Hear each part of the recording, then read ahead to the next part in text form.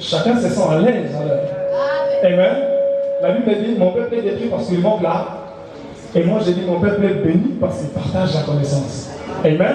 Si le peuple du Seigneur est détruit parce qu'il manque la connaissance, donc lorsqu'il partage la connaissance, il est béni. Et moi je crois en ça. Amen. Nous allons partager des connaissances ici ensemble. Et j'ai cette ferme assurance que ce partage a été organisé uniquement pour toi. Moi j'en crois. Amen. J'ai un texte que je voudrais lire qui, en dehors même de notre sujet, un texte qui va m'aider à l'introduire un peu. C'est dans Marc chapitre 9, verset 2. Je vais lire rapidement. La Bible a dit, 6 jours après, Jésus prit avec lui Pierre, Jacques et Jean. Et il les conduit seuls. Soulignez bien ça. Les conduit seuls à l'écart sur une haute montagne. Il fut transfiguré au devant d'eux. Ses vêtements devinrent resplendissants et d'une telle blancheur qu'il n'est pas des foulons sur la terre qui puissent blanchir ainsi. Et lui, Moïse leur apparut s'entretenant avec Jésus. Puis apprenant la parole, dit à Jésus, Rabbi, il est bon que nous soyons ici. Amen. Soulignez bien ça. Il est bon que nous soyons ici. Dressons 3 tentes. Une pour toi, une pour Moïse et une pour Élie. Car ils ne savaient pas que dire le froid les ayant saisis. Amen. Dans ce texte, nous voyons quelque chose de particulier s'est fait. Vrai, le début du texte commence 6 jours après. C'est-à-dire le Seigneur Jésus était devant une foule. D'avant, si vous montez, si vous allez dans Marc 8, vous allez vous rendre compte que le Seigneur était face à une grande foule. C'est-à-dire qu'il y avait beaucoup de gens qui étaient là, il enseignait, il parlait des choses qui concernent le royaume de Dieu. Alors, pendant qu'il était en train de parler des choses du royaume de Dieu, pour donner de l'assurance à ceux qui écoutaient cela, il a dit, en foule, en public. Il dit, je vous le dis en vérité même, je vous le dis. Cette génération ne passera point que quelques-uns aient vu le Fils de l'homme venir dans sa gloire.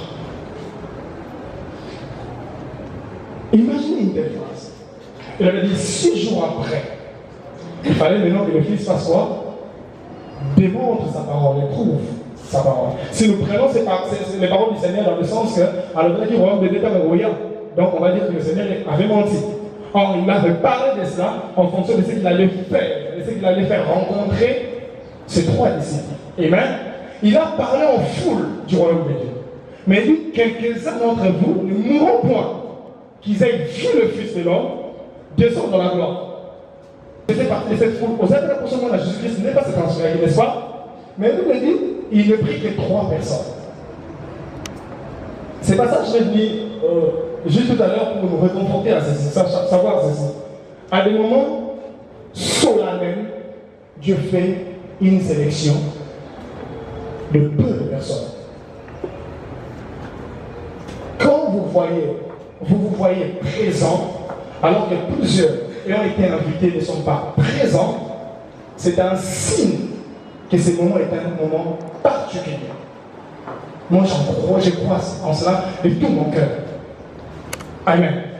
Ce moment est un moment particulier. C'est que Dieu a toujours dit, c'est que Dieu a enseigné en public et il veut le démontrer en toi, avec toi, en particulier. Est-ce que quelqu'un croit en ça? Moi, je crois fermement en ça. Amen.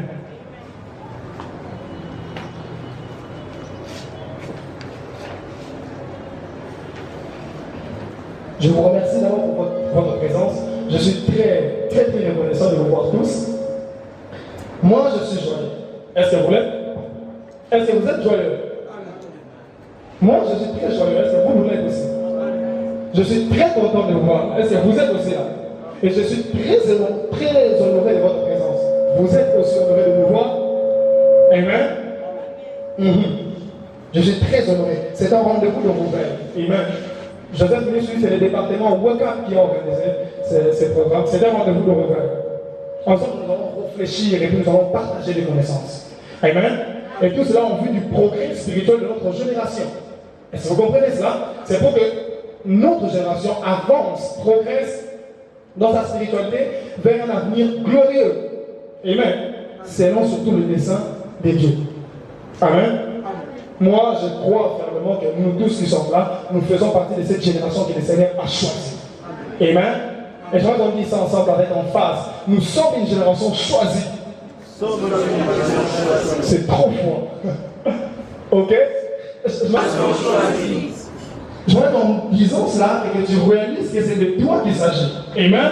Nous sommes une génération choisie. Nous sommes une génération choisie. Amen. Moi, je voudrais de saluer la présence de mon grand frère, mon aîné dans la foi, que dirais-je même, l'un de mes mentors dans la foi, le berger Junior, il n'en pas là, qui est là devant. Je vous prie pour moi de vous tenir et honorer la présence de cet aîné qui est venu vraiment nous entendre. Je suis vraiment honoré par votre présence, l'homme de Dieu Bélon, et qui, par grâce du Seigneur, a laissé ses occupations pour venir nous rendre visite, enseigner, et il nous parlera aussi de la part du Seigneur, que je prierai de lever, et que je vais demander d'applaudir pour sa présence. Merci. Il représente tout un... Avant de commencer le message, j'ai 2 choses à dire. Ces 2 choses vont me permettre, moi, d'être à l'aise en parlant devant vous, et vous, d'être aussi à l'aise en étant en train d'écouter cette petite intervention que je suis en train de faire. Ces 2 choses sont capitales et que j'aimerais bien en parler tout au début. Premièrement, c'est que cet enseignement que je veux partager avec vous n'est pas un enseignement suffisant sur le ministère. Amen. Nous ne prétendons pas se tenir debout ici pour parler suffisamment du ministère. Ceci n'est pas un enseignement suffisant, mais c'est un enseignement que nous avons jugé nécessaire de partager avec nos frères dans le Seigneur. Amen. Deuxième chose que j'aimerais que nous puissions savoir, avant d'aborder ce petit enseignement, c'est que le fait de me tenir ici devant vous ne veut nullement dire pour ceux qui m'ont vu pour la toute première fois prêcher, le fait d'être venu ici devant vous ne veut nullement dire que j'occupe un rang supérieur que vous. Amen.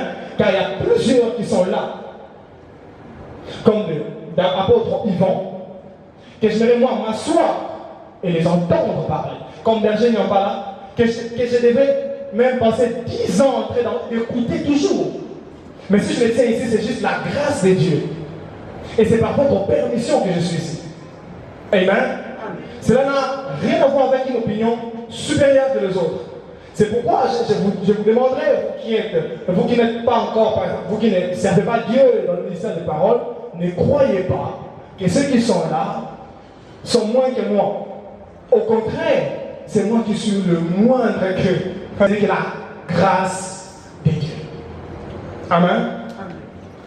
Je bénis ces moments au Seigneur. Je pense que c'est lui qui est le maître des temps et des circonstances, et c'est lui qui est aussi à la base. Et c'est à lui que nous offrons ces instants. C'est entre ses mains que ces moments est venu.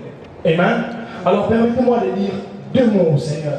Inclus justement le tête. J'ai 2 mots à lui dire. Inclus le tête et je parle au Seigneur. Tendre Dieu. Inclus Seigneur. Commençons par moi qui ai besoin de ton enseignement. Et pour tous ces gens, Seigneur, que tu as appelés pour ces moments solennels, laisse que cette parole s'accomplisse maintenant, au nom de Jésus, dans la vie de chaque personne. Que nous soyons tous enseignés par toi, par ton Esprit Saint, par ta puissance. C'est pour ça que nous sommes ici. Touche nos cœurs pour que nous puissions comprendre. Ouvre nos yeux, Seigneur, pour que nous puissions voir et que nous parvenions là où tu nous veux parvenir. Au nom de Jésus, je déclare en ton nom, Seigneur, que tu as exaucé cette prière et que tu as ouvert le cœur de chacun en Seigneur. Et je déclare au nom de Jésus et que tu as brisé les jours de quelqu'un en Seigneur. Les yeux sont ouverts, maintenant nous pouvons voir. Les oreilles sont ouvertes et nous pouvons maintenant entendre. Béni sois-tu pour cet instant, au nom de Jésus. À toi la gloire, au nom de Jésus. Amen. Merci. Amen. On peut acclamer le Seigneur. Nous allons entrer dans le Matthieu chapitre 10, verset 38. Matthieu 10, 38. Je lis, le Seigneur dit, celui qui ne prend pas sa croix et ne me suit pas n'est pas digne de moi. Éphésiens chapitre 4, verset 1 à 7 du Fils de Dieu, à l'état d'homme fait, à la mesure de la stature parfaite de Christ, afin que nous ne soyons plus des enfants flottants et emportés à tout vent de doctrine, par la tromperie des hommes, par la ruse dans le moyen de séduction, mais que professons la vérité dans la charité, nous croissions à tous égards en celui qui est le chef, Christ. C'est de lui, et grâce à tout le lien de son assistance, que tout le corps, bien coordonné, et formant un solide assemblage, tire son accroissement selon la force qui convient à chacune de ses parties et s'édifie lui-même dans la charité. Quel texte enrichissant. Amen. Quel texte merveilleux. Dans mon introduction, j'aurais énuméré quelques pensées importantes qui vont nous servir de base pour cette intervention. La première est celle-ci. L'homme lié ne peut jamais délier son prochain. Est-ce qu'on est d'accord avec moi? Un homme qui est lié ne pourra jamais délier son prochain. Imaginez-vous, on me lie, on me ligote les jambes, le main. On vous ligote les jambes aussi et le main. Comment je viendrai vous libérer? Amen. C'est une soirée de réflexion. Je voudrais vraiment que nous réfléchissons autour de la parole de Dieu. Amen. Qu'est-ce que je vais dire par là? Nous avons d'abord besoin d'un affranchissement pour nous-mêmes avant d'aller chercher à affranchir les autres.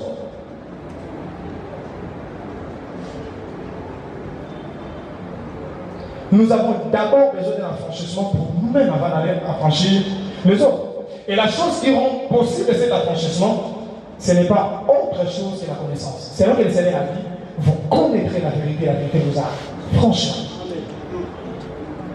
C'est le Fils de l'homme qui a franchi. Est-ce qu'on est d'accord? Mais le Fils de l'homme qui a franchi dit une chose. Le passage j'aime dans ces passages est agencé. Ces deux paroles sont agencées. Le Seigneur commence à dire d'abord, si le Fils vous a franchi, vous serez réellement libre. Et ensuite il dit, vous connaîtrez la vérité vous a franchi. C'est le Fils qui a franchi. Mais le moyen par lequel il passe pour accomplir cet affranchissement, c'est au moins de la connaissance. Amen. Il nous faut connaître quelque chose.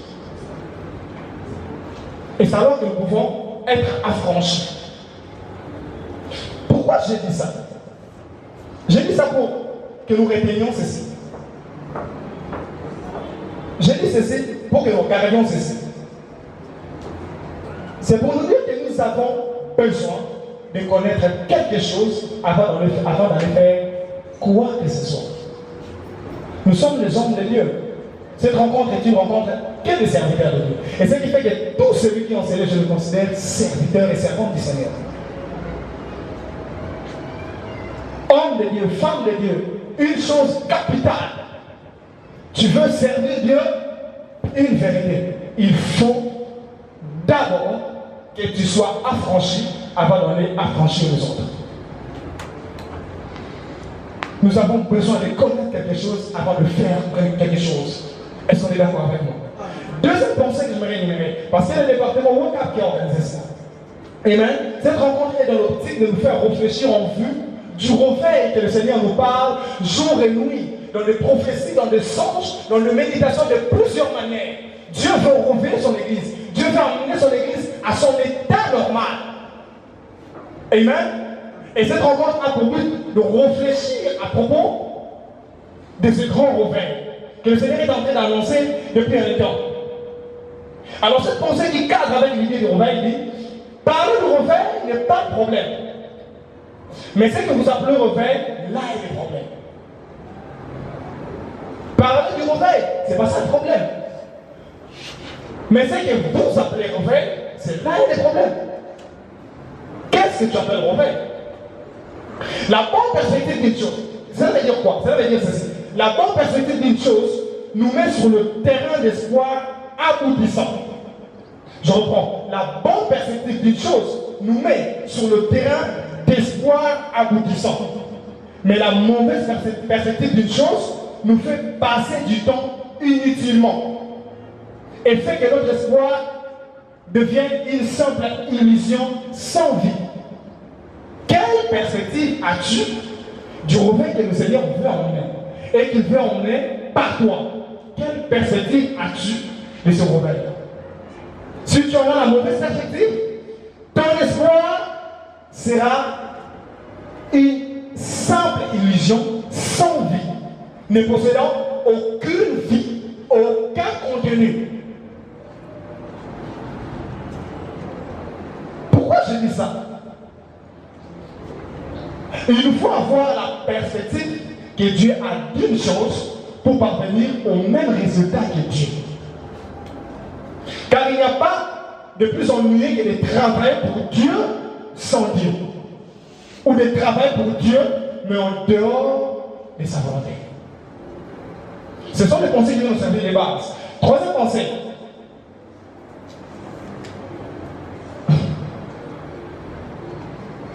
J'ai découvert l'homme le plus dangereux du monde. J'ai découvert l'homme le plus dangereux du monde. Et si vous rencontrez cet homme au milieu de vous, l'homme le plus dangereux du monde, fuyez-le. Il explose. Il trouve des gens. J'ai découvert l'homme le plus dangereux du monde. Et vous savez c'est qui? L'homme le plus dangereux du monde, c'est celui qui dit qu'il connaît alors qu'il ne connaît pas. Cet homme est très dangereux. Imaginez-vous, on est là assis. Un homme est venu. Il dit, j'ai besoin d'installer l'istre ici. Qu'on change cette installation, qu'on fasse une autre installation de prix. Alors, on appelle un ingénieur, un frère du quartier. On lui dit, est-ce que vous savez arranger ou faire des installations? Oh oui, je sais. Alors que le frère ne connaît pas. Ok? Il accepte connaître. Ok? Il vient, il commence à travailler. Frère, si vous êtes dans cette maison, dans cet endroit, ne soyez pas là lorsqu'il voudra brancher. Parce que et vous, et lui, vous exploserez.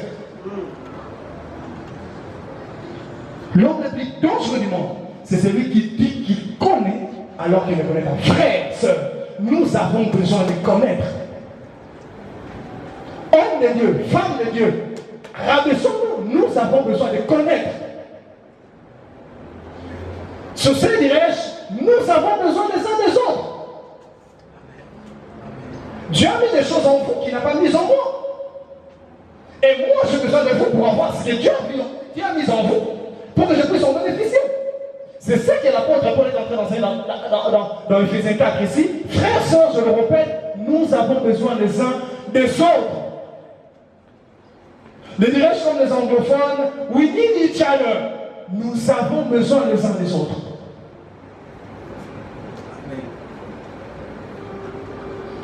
Il y a quelque chose. Et nos pensées, c'est que l'ignorance est une chose pire. Qui est d'accord avec moi? Ok. L'ignorance, c'est une chose pire. Comme ça, vous allez au moins ma paix, ma grâce. Mais écoutez, mais la plus pure des choses, c'est l'ignorance de votre ignorance. Lorsque vous ne connaissez pas ce que vous ne connaissez pas, vous êtes plus pire que celui qui ne connaît pas. C'est pas moi qui le dis, c'est le Seigneur.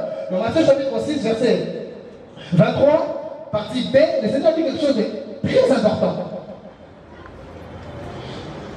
Matthieu chapitre 6, verset 23, partie B, que je vais rapidement. Si donc la lumière qui est en toi est ténèbres, combien seront grandes ces ténèbres? Si c'est que toi tu appelles lumière et ténèbres, maintenant combien seront grandes tes ténèbres, ces ténèbres? L'ignorance est une chose pire, mais je vous dis la pire des choses, c'est l'ignorance de son ignorance. Et ce qui fait que l'homme le plus intelligent du monde, c'est celui qui connaît ce qu'il ne connaît pas. Si tu sais ce que tu ne connais pas, donc c'est l'homme le plus intelligent du monde.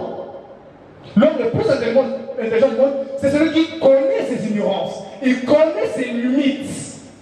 Il sait que ici je ne connais pas, il faut que j'apprenne. Amen. Ah. Avant d'apporter un réveil, écoutez bien ça. Nous parlons trop de cette expression, réveil. Mais écoutez, avant d'apporter un réveil, il faut s'assurer d'avoir d'abord subi un réveil. Tu veux apporter un réveil? Est-ce que tu as subi en toi un réveil?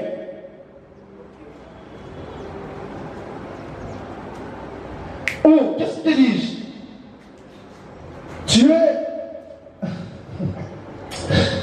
Dieu devait sauver le monde. Parce que l'homme avait péché, n'est-ce pas? Il a envoyé Moïse, il a envoyé beaucoup d'hommes. Aucun de ces hommes n'a pu sauver le monde, ni la loi qui a été envoyée par Moïse. Mais pourquoi? Parce que les hommes qui étaient envoyés, eux-mêmes étaient dans le problème pour lequel Dieu les envoyait. C'est pourquoi il a fallu un homme qui n'avait rien dont le diable n'avait rien de lui en celui-là pour qu'il vienne nous affranchir. Tu dors et tu veux réveiller quelqu'un encore qui dort. Comment tu vas bouger? Frère, est-ce que tu penses que le réveil c'est chanter, louer, danser? Si c'est ça le réveil, donc le réveil se trouve dans la boîte de nuit, dans les boîtes de nuit, dans les concerts de Oyo. Si c'est ça le réveil. Frère, il faut que nous puissions nous réveiller d'abord. Amen. N'oubliez jamais que le réveil est un retour à l'éveil. Ça, c'est quelque chose de très important. Le réveil, c'est un retour à l'éveil. Et le réveil étant un retour à l'éveil, ne veut pas dire un départ vers une nouvelle lumière. Aujourd'hui, nous entendons les jeunes hommes de Dieu qui prêchent, qui parlent du réveil, mais qui l'emmènent dans une perspective comme s'ils allaient, comme s'ils ont eu de nouvelles révélations. Non. Un réveil, c'est un retour, mais ce n'est pas un départ vers une nouvelle lumière. Ok? Alors, si le réveil est un retour vers le veil, l'Église a connu le veil au jour de la Pentecôte. L'Église primitive est l'image de ce que c'est le veil des hommes sur la terre. Vous croyez en cela? Ok? Le jour où les hommes ont été éveillés, c'était le jour où la Pentecôte est descendue. Ok? Amen. Le veil ne se produit qu'une seule fois, mais c'est le réveil qui se reproduit. Amen. Alors, un éveil a eu lieu un jour. Et si vous voulez parler du réveil, il vous faut faire un retour. Parce que, comment je vais expliquer ça? On parle du réveil pour quelqu'un qui dormait. Et on le réveille pour qu'il revienne dans son état normal. N'est-ce pas? Dans l'état où il peut travailler, dans l'état où il peut être en mouvement. Vous comprenez cela? Alors, si le Seigneur parle d'un réveil, c'est-à-dire son église dort. Ok? Mais maintenant, il faut que son église se réveille. Mais ça ne veut pas dire qu'il faut aller dans une autre direction, non. Ça veut dire retourne à l'éveil. Est-ce que vous comprenez cela? Ce n'est pas une démarche vers une nouvelle lumière, mais c'est un retour à l'état normal, où on peut travailler, où on peut être en mouvement. Et c'est ce qu'on appelle le réveil. Et le veil, c'est ce qui est écrit. Le veil, c'est ce qui nous est révélé. Une église éveillée, c'est l'église primitive que le Seigneur nous révèle au travers de sa parole. Alors, si nous voulons parler du réveil, il nous faut retourner au modèle de cette église que le Seigneur a parlé, de cette église qui a existé au 1er siècle. Est-ce que vous entendez cela? Mais ce n'est pas lorsque nous allons dans une modernisation des choses, ou dans les perspectives d'une nouvelle lumière. Ces choses vont vraiment être importantes parce qu'elles servent pour moi des postulats de ce que je vais essayer un peu d'exposer sur quelques lignes. Qui nous aide à saisir. Je n'aurai pas vraiment du temps à parler pour pouvoir parler de tout ce que j'ai dit ici. Allons rapidement à l'explication du thème que nous abordons ici. La croix de 5 ministères. Qu'est-ce que le frère Souvient veut dire par la croix de 5 ministères? C'est compliqué. Beaucoup de gens m'ont posé la question, ça veut dire quoi ça? Ok? La croix de 5 ministères. Mon intention sera basée sur le texte du livre d'Éphésiens. Mon intervention plutôt. Ça va être sur le livre d'Éphésiens. Ce serait une étude au fait qu'on va faire ensemble avec vous. Et comprendre un peu ce que l'Écriture enseigne au sujet des 5 ministères. La croix ici dans ce thème est prise dans 3 sens. Premièrement, la croix est prise dans le sens d'une responsabilité. Par responsabilité, j'entends le mot responsable, qui veut dire celui qui répond à ses propres actes et aux actes des autres. Écoutez bien ça, responsable. Je réponds à mes propres actes et je réponds aux actes des autres. Le mot. Et cela revient à dire qu'au cours de ce partage, nous allons voir quel est l'impact dont nous devons avoir vis-à-vis de nous-mêmes et qui détermine ce que l'on peut prétendre avoir vis-à-vis de l'autre. Amen. Nous parlons du fardeau. Nous parlons de la souffrance ou des difficultés à endurer. Et l'expression que j'ai aimée, la croix, ici, est prise aussi dans le sens de l'essence même du Saint ministère. Ce qui fait que le Saint ministère soit saint, soit ministère, soit appelé ministère d'abord. Dans le contenu même qui fait que le ministère de la parole soit appelé ministère de la parole. Et ce que j'ai surnommé ici, croix. Donc ici, la croix veut dire responsabilité, fardeau ou difficulté à endurer l'essence de Saint et ministère. Notre texte d'Éphésiens chapitre 4, verset 1 à 16. D'après la lecture de ce texte, il est intéressant de voir à partir du verset 8 au verset 10, comment l'apôtre Paul, avant de parler d'abord du ministère, il commence d'abord à parler, il prend son temps pour parler de la source de ses ministères. J'aime la manière dont l'apôtre Paul le fait. Il dit, étant monté en haut, il parle de celui qui est la source, étant monté en haut, il a amené les captifs. Il a fait des dons aux hommes. Or, qu'est-ce que signifie qu'il est monté, sinon qu'il est aussi descendu dans les régions inférieures de la terre? C'est lui qui est descendu et le même qui est monté au-dessus de tout le ciel afin de remplir toutes choses. Voyez la grandeur de celui qui donne d'abord cette œuvre. L'apôtre prend son temps à nous montrer, on appelle ça dans le ministère, combien il est grand, non pas vis-à-vis de toute la personne qu'on a dans le ministère, mais d'abord vis-à-vis de ceux qui existent. C'est lui qui remplit toutes choses. Il faut que cela nous ramène à une conscience. Si seulement on peut saisir la présentation que l'apôtre Paul fait de celui qui donne ce ministère, il y a quelque chose déjà, il y a déjà quelque chose de fort. Hein? Celui qui donne ce ministère aux hommes, remplit toutes choses. Et il n'est pas n'importe qui. Il est d'approfondir de cette portion des Écritures que nous avons prise, nous révèle 5 grandes vérités que nous allons partager ici ensemble. On va regarder 5 grandes vérités. Dans ce texte que je faisais en méditant profondément sur ce texte, j'ai eu 5 points que je vais partager ici. Premier point, c'est le rapport entre les hommes et ses 5 ministères. Le deuxième point, c'est les rapports entre l'Église et ses ministères. Troisième point, c'est le rapport entre le ministère et le ministre et le Seigneur. Quatrième point, comment la croissance, le développement, l'unité dans l'amour et dans l'action est-elle possible pour les corps? Cinquième point, la connaissance et le respect de son rôle au sein du corps dans l'unité, dans l'amour et dans l'action. Ce sont les 5 points que nous allons évoquer rapidement au cours de cette petite intervention, la croix des 5 ministères. Nous allons chercher d'abord à comprendre quoi il y a 5 ministères, c'est quoi. Et en comprenant la croix des 5 ministères, nous aurons à comprendre l'essence de cette rencontre et le pourquoi de cette rencontre et les possibilités d'en refaire. Je répète encore, je reprends encore ce que j'avais dit précédemment, cet enseignement n'est pas un enseignement suffisant, mais c'est un enseignement nécessaire. Nous ne prétendons pas avoir le dessus ou la connaissance de connaître exactement ou profondément ou au complet ces choses, mais nous croyons avoir apporté une petite pierre dans la construction de ce rouvert qui est en train d'être construit par le Seigneur lui-même. Premièrement, en lisant le verset 7 d'Éphésiens 4 au verset 8, j'ai dit, mais à chacun de nous la grâce a été donnée selon la mesure du don de Christ. C'est pourquoi il est dit, étant monté en haut, il a emmené des captifs. C'est-à-dire, il a emmené captifs tout ce qui nous captivait. Et il a fait des dons aux hommes. Amen. Dans ce passage, je vois les rapports entre les hommes et ses ministères. Le rapport qu'il y a entre les hommes et ses ministères.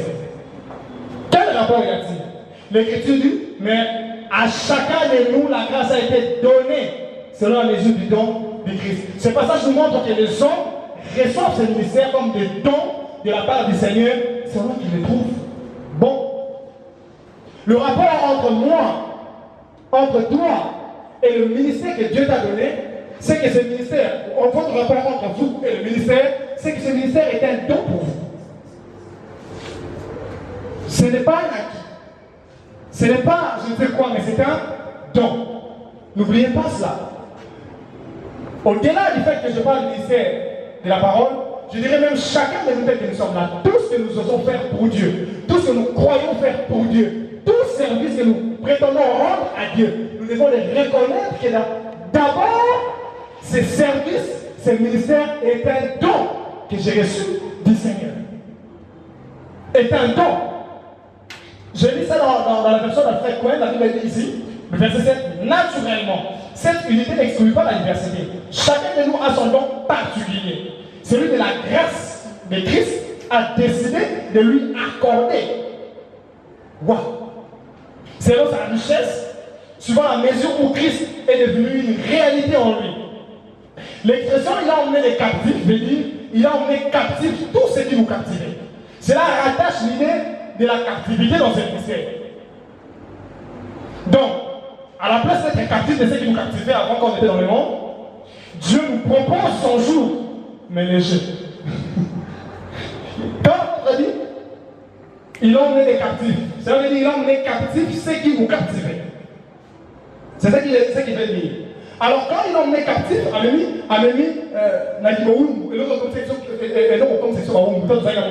il a emmené captif toutes ces choses-là. Il les a emmenés captifs.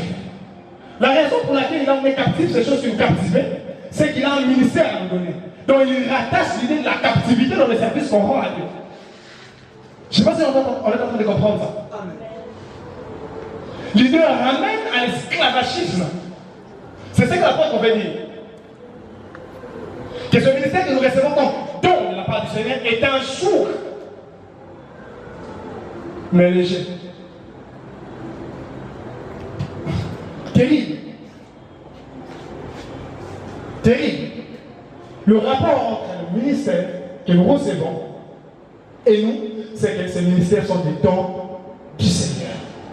Et parce que ces ministères sont des dons du Seigneur, cela exclut 4 choses. Premièrement, l'idée d'une chose méritée. Ça exclut l'idée d'une chose méritée. Tu ne mérites pas le ministère que Dieu t'a donné. C'est un don. Deuxième chose que cela exclut, ça exclut le fruit des efforts humains. Ce n'est pas parce que tu fourniras des efforts humains que tu deviendras pasteur ou que tu deviendras prophète. Étant le don ces ministères, cela exclut, la troisième chose, un certain nombre de progressions d'un ministère à un autre. Ça veut dire que ce n'est pas que parce que j'étais pasteur, maintenant j'ai duré dans le Seigneur, je suis devenu docteur. Non! Ça exclut nombre de progressions dans le ministère. Parce que c'est un don que l'on a reçu. Étant un don, cela exclut la 4e chose, l'ordre de devenir. C'est-à-dire, j'étais ceci, je suis devenu. Non, tu ne deviens pas, c'est un don que le Seigneur a donné une fois pour toutes. Mais cela impose 2 vérités fondamentales. Première vérité, c'est qu'on ne devient pas tel ministre après de longues études théologiques. Amen. Je ne deviens pas pasteur parce que tu as fait de longues études, parce que c'est un don. Ok. Mais parce qu'on est ministre, c'est pour cela que nous cherchons à étudier. Vous comprenez la différence? Ok? Ce n'est pas parce que je fais des études théologiques que je suis devenu, mais c'est parce que j'ai reçu un don que je vais aller étudier. Amen. Deuxième vérité que ceci impose, parce que c'est un don, c'est que nous recevons le ministère de notre nouvelle naissance. D'autres disent que nous recevons le ministère de le sang de nos mères, de nos mères, oui. C'est très important. Et il faut que nous réveillions cela. Le ministère que je possède est un don du Seigneur. Dis avec moi, j'ai un don du Seigneur. J'ai un don du Seigneur. Un simple don de la part du Seigneur. Un simple don de la part du Seigneur. Cela nous ramène à être humble. Deuxième chose que j'ai tiré dans ce partage de 5 points, c'est le rapport entre l'Église et ce ministère. Cela se trouve au verset 11. Il a donné le zin comme. Alfred Cohen dit, il a donné certains frères comme. Ceci nous montre que ces ministères sont des dons que le Seigneur fait à l'Église. Ces ministres sont des dons que le Seigneur fait à l'Église. Parce que je parle du rapport entre l'Église et ses ministres. Ces ministres-là, pasteurs, docteurs, sont des dons que le Seigneur fait à l'Église. C'est-à-dire les hommes ont reçu des dons et ils sont devenus à leur tour eux-mêmes des dons pour l'Église. Amen. Et ceci impose une très grande vérité qui est de savoir que l'Église ne crée pas ce ministère, mais elle les reçoit comme un don de la part du Seigneur. Amen. C'est pourquoi, frères, sœurs, Église, faisons attention de prendre à la légèreté le don que le Seigneur met auprès de nous. Minimiser celui qui est appelé pasteur dans un coin. Aujourd'hui, on a plus de valeur qu'on parle d'un député que d'un pasteur. Et surtout si ce pasteur a une petite église. Pour vous. Mais non pour Dieu. Est-ce que vous comprenez cela?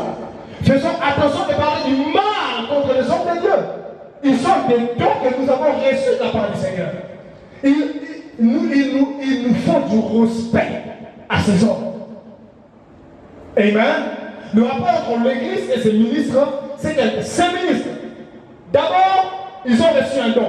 Et eux-mêmes sont devenus des dons que Dieu maintenant donne à son Église. Okay. Ne le rejetez pas. Prenez avec esprit. Parce que ce que Dieu peut donner est toujours précieux. Et c'est pourquoi ils ont cela. C'est pourquoi ne minimisez pas les hommes de Dieu. Ils sont précieux et une bénédiction pour vous. Et pour nous. Amen. Troisième point que nous avons abordé pour ce partage de 5 points, c'est le rapport entre le ministre, maintenant, le ministre et le Seigneur.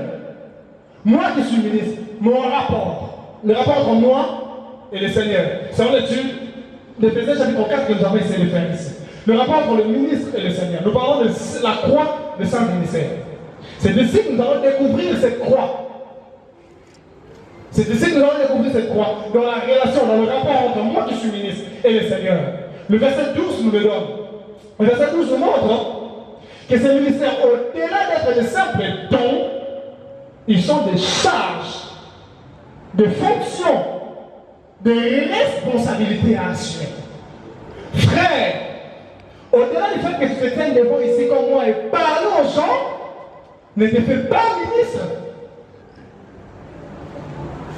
Et si Dieu t'a fait ministre, ce n'est pas pour que tu te tiennes seulement ici devant et parler aux gens. Il y a plus que ça. Au-delà du fait que ça soit juste un don, c'est une charge, une fonction à exercer. Et surtout une grande responsabilité. Si je vous en parle, c'est parce que j'en tremble. Et j'en ai tremblé depuis que le Seigneur m'a appelé. Avant, je voulais servir le Seigneur. Mais lorsque Dieu m'a fait grâce, ou un jour dans un programme de prière, que j'étais allé passer à Kimwenza, où il a envoyé un homme de nulle part venir me parler de ces choses, c'est depuis ce jour-là que j'ai dit au Seigneur, arrête, je ne veux plus. Et j'ai commencé à trembler. Quand on comprend que parler du Seigneur n'est pas seulement parler du Seigneur, il y a une responsabilité terrible qui s'y attache derrière. Vous savez, hein, si vous faites quelque chose, et que c'est seulement le privilège de cette chose qui vous pousse à faire cette chose, frère, vous commettrez beaucoup de bêtises. Imaginez-vous, au sein de la banque. Et l'autre, ça, comme ça, la banque, et ça va pour la banque. Frère, tu commettras beaucoup de bêtises et beaucoup d'erreurs.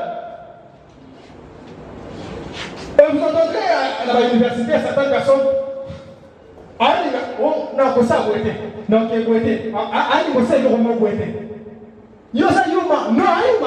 il connaît la responsabilité qu'il y a en étant tel. Si aujourd'hui vous voyez au Congo, élection, il y a 5000 candidats pour devenir député. Vous savez c'est pourquoi? Ces gens ne savent pas la responsabilité d'un député. S'ils le savaient, ils auraient dû même pas y penser. Mais parce qu'ils voient le privilège, ils s'y rendent. Et aujourd'hui, il y a beaucoup de frères, sœurs qui veulent qu'on les appelle pasteurs, prophètes, apôtres, sans chercher à connaître la responsabilité qui s'y attache derrière. Tout ce qu'ils veulent, c'est qu'on commence à les appeler en cours de route, prophète, pasteur, daddy. Hey, frère, une très grande responsabilité est derrière. Le verset 12 nous montre qu'il y a une responsabilité derrière. Le texte du verset 12 nous montre le but, voilà, de ce ministère. Quand la Bible dit, c'est pour le perfectionnement de saints. Frère, tout ce que je vais vous dire va juste se rattacher dans cette expression pour le perfectionnement de saints. Ah, frère, si seulement le Seigneur pouvait nous aider à comprendre le perfectionnement de saints, le but de ce saint ministère. Quand on dit appeler un pasteur, un apôtre, un prophète, un évangéliste ou un docteur, le but c'est le perfectionnement de saints. Est-ce que vous comprenez ça? Je voulais seulement lire pour ne pas prendre beaucoup de temps et finir vite. Pour le perfectionnement de saints. La version parole de Dieu parle de la formation. Quand elle dit, par ses dons, le Christ a voulu former ceux qui appartiennent à Dieu. La Bible du Seigneur parle de rendre aptes. Quand elle dit, il a fait don de ses ministres, de ses hommes, il a fait don de ses hommes pour que ceux qui appartiennent à Dieu soient rendus aptes d'accomplir leur service. Ça veut dire ceci. La vie, la croissance des chrétiens, leur perfection sont entre les mains de ces cinq ministres. C'est ce que le passage veut dire. Je reprends la vie, la croissance des chrétiens et leur perfection ou leur perfectionnement sont entre les mains de ces cinq ministres. En d'autres termes, le Seigneur a laissé la charge de son Église entre les mains de ces hommes étant absents du corps mais présents d'esprit. Cela va faire dire donc le Seigneur fait continuer sa mission de gagner, d'enseigner, d'orienter, de gagner, de garder son peuple physiquement. Mais comme il faisait, comme il le faisait au jour de sa chair, mais étant devenu maintenant esprit du Seigneur, il choisit lui-même des corps par qui il va rendre son ministère pour amener son peuple à la perfection jusqu'au jour de la perfection de leur chair à son retour. Je veux dire quoi? Je veux dire ceci. Vous voyez l'église telle qu'elle est, ok? L'église corps de Christ. Je ne vais pas laisser l'église, je vais l'église corps de Christ. Ok? Depuis Manzanga ou Manzakungo, puis Canada, nous sommes dans l'église partout dans le monde où se trouve. Hein? Dieu, la croissance de cette église-là, la perfection de cette église-là, la vie église voilà, elles ont dépendent, elles ont dans ma propre charge, elles ont dans ma propre yabato, elles ont béni par ministre de la parole. C'est entre leurs mains. C'est ce que ça veut dire. Et cela nous revient, cela nous emmène à comprendre très simplement que la croix des ministres de la parole, c'est l'église. La croix de tout ministre, c'est l'église. Donc si je parle de la croix de chaque ministère, je voulais tout simplement dire serviteur. L'église, et c'est pourquoi tu es appelé. Amen. Pas toi, non. L'église est le but de ce que tu es. Sans l'église, tu n'es plus ce que tu prétends être. La croix de cinq ministères, c'est l'église du Seigneur Jésus-Christ. Pas votre église, mais l'église corps.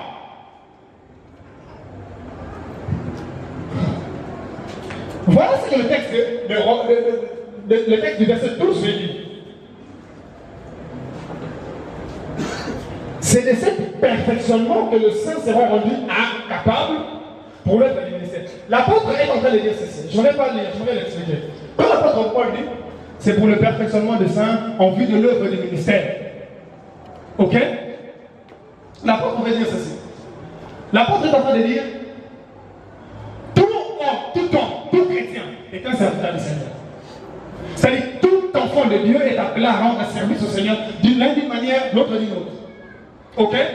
Alors, étant venu du monde de l'ignorance quand on était païen, ok? Sauvé par la grâce de Dieu, ok? Nous devons rendre service au Seigneur. Et ça de plusieurs manières, chaque chrétien doit rendre service au Seigneur. Et d'ailleurs, on est chrétien pour être serviteur du Seigneur, d'une manière ou d'une autre. Alors, le ministre sont ceux maintenant qui sont là pour faire quoi? Pour rendre capables ces enfants, ces jeunes, ces bébés de la foi, le rendre capable de servir le Seigneur comme cela est convenable. L'expression convenable me va trop en cœur. L'apôtre veut dire ceci. L'apôtre est en train de dire ceci. Chaque chrétien est appelé à rendre un service particulier au Seigneur. L'un d'une manière ou l'autre d'une autre. C'est ce qu'il appelle l'œuvre du ministère. Mais avant qu'ils rendent au Seigneur ces différents services, il leur faut être convenablement équipés pour leur service. Ils ont besoin d'un rétablissement parce qu'ils reviennent tout droit du monde. Ils doivent être équipés suivant la conformité de la manière dont il faut rendre service au Seigneur. Donc le peuple, il faut qu'il soit rendu apte pour cela. Et où chacun soit rendu capable d'exercer son ministère dans l'amour et le dévouement qui sont imposés à tout disciple du Seigneur. Et c'est de cette manière que l'Église, qui est le corps du Christ, va atteindre son but, qui est l'édification ou la construction ou encore la formation. C'est-à-dire, c'est alors que l'Église va atteindre son développement, sa croissance, son unité dans l'amour et dans l'action. Tout ceci ne peut être atteint, c'est-à-dire l'édification du corps, et ça ne va jamais, et ça n'atteint jamais la construction du corps, ne peut être atteinte si les 5 ministres ne remplissent pas très bien leurs charges ou n'assument pas véritablement leurs responsabilités. Et comment ils vont le faire? En permettant au Seigneur d'utiliser leur corps. Quand je dis permettre au Seigneur d'utiliser son corps, c'est-à-dire rejeter ce que l'on pense, rejeter le nôtre, le moi, et mettre le Seigneur au service. Cela revient à dire, à renoncer à ses avantages, à renoncer à ses intérêts, à renoncer à tout ce que nous croyons être pour nous un avantage, personnel ou égoïste. Est-ce que vous comprenez cela?